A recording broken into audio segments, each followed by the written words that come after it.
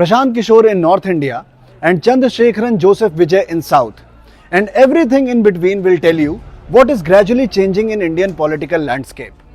Some issues in Indian polity are perennial. Caste arithmetic, dynastic succession and family legacy, polarization on communal lines are some of those issues.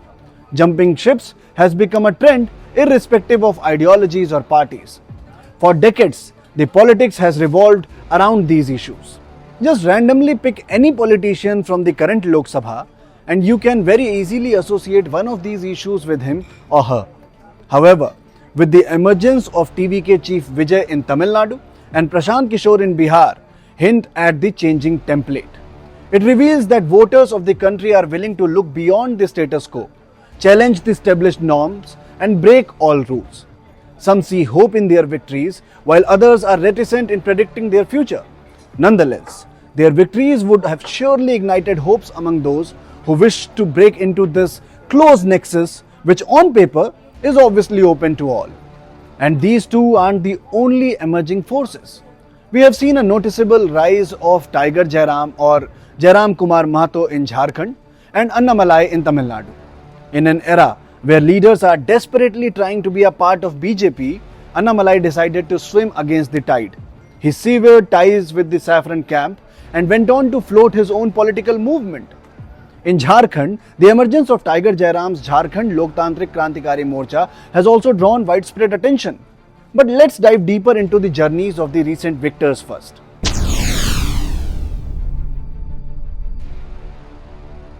Ever since Prime Minister Narendra Modi won the 2014 Lok Sabha election, Prashant Kishore has emerged as a key player in the Indian politics, or one should say, as a key coach in the Indian politics. He worked from behind the scenes, worked for almost all major political parties ranging from the BJP, TMC, AAP, DMK, etc. As parties who he worked for succeeded, PK's profile kept enriching. In 2022, Prashant Kishore launched his Jan Suraj campaign and travelled across his home state Bihar.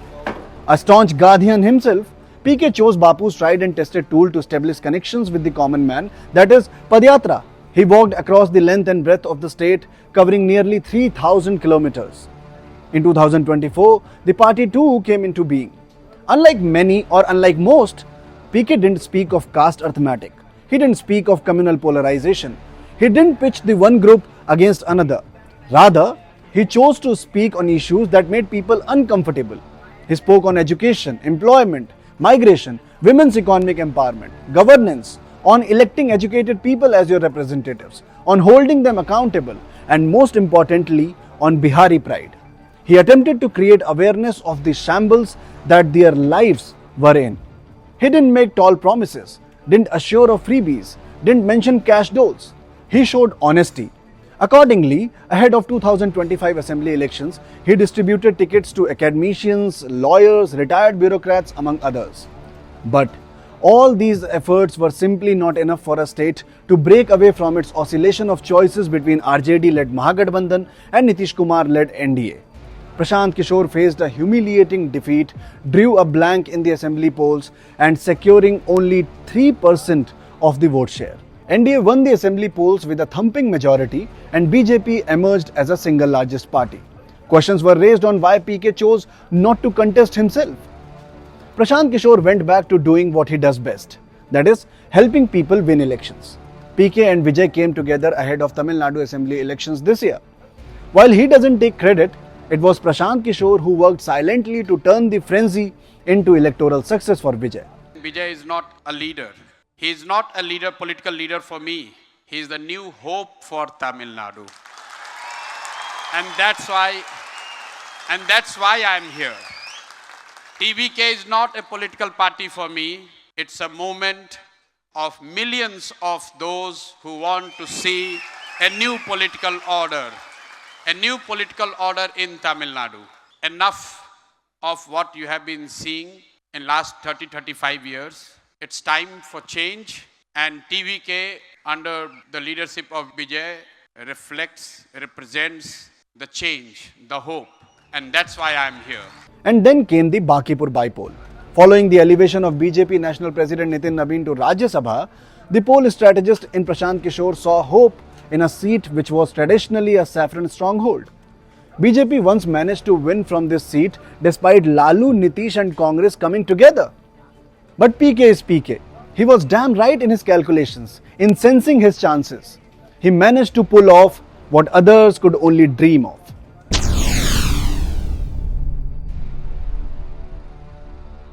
Prashant Kishore phenomena in Bihar had its own limitations. It did challenge the age-old established political system but could not overthrow it. But 2000 kilometers towards south, a man was ready to script history.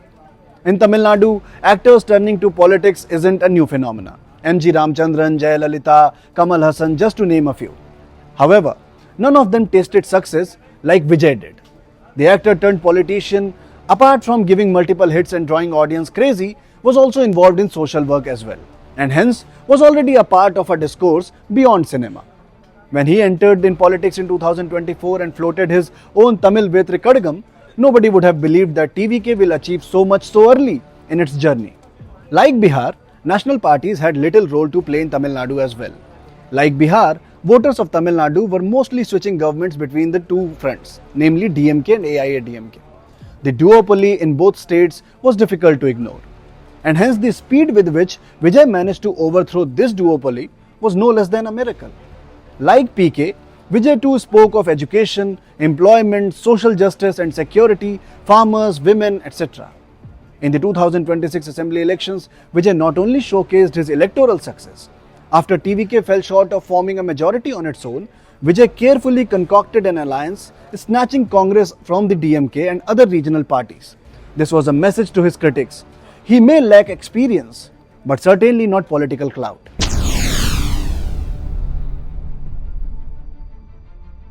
Vijay and Prashant Kishore aren't alone in this experiment. Annamalai had emerged as a local face for the BJP in Tamil Nadu ahead of the Lok Sabha elections 2024. He gave hope to a party which had little chance in Tamil Nadu. BJP even made him state president. However, the crowd that the cop-turned-politician drew didn't show the faith in him when it came to cast their ballot. After spending 6 years in the saffron camp, Annamalai realized that his style of politics, his party's limitations and state's demands aren't aligning. Hence, in June 2026, he chose to part ways and start his own political movement. Another rising force to reckon with, but is not being talked much about, is in Jharkhand. Formed by a 30-year-old Jairam Kumar Mahato, and that too just 3 months before the assembly elections, Jharkhand Loktantrik Krantikari Morcha threw a surprise in 2024. Mahato is currently the lone MLA from his party and represents Dhumri assembly seat. His party's agenda is rooted in promoting Jharkhandi identity, domicile-based employment and regional languages among others. In fact, the first mega protest that Tiger Jairam led was on the language issue. The protest was organized against the inclusion of Bhojpuri, Magahi and Angika languages in state-level examinations. In 2024 Lok Sabha elections, Tiger Jairam, along with his supporters, contested on 8 seats independently. While none could win the elections, Outfit's candidates came third on 6 Lok Sabha seats, taking everybody and especially the seasoned parties of Jharkhand by surprise. Ask yourselves this question. How many political parties with reasonable voter base in India do you know of who is not run by one family? Then ask this. How many of the remaining political forces didn't have the JP movement as their origin? Picture will be clearer. In the current Indian Parliament, there are only around 60 members under the age of 40. This number will come down when you list out MPs without any political legacy. It roughly comes down to around a meager 15. This is an alarming precedent for a country whose 60 to 65% of population falls under the age of 35.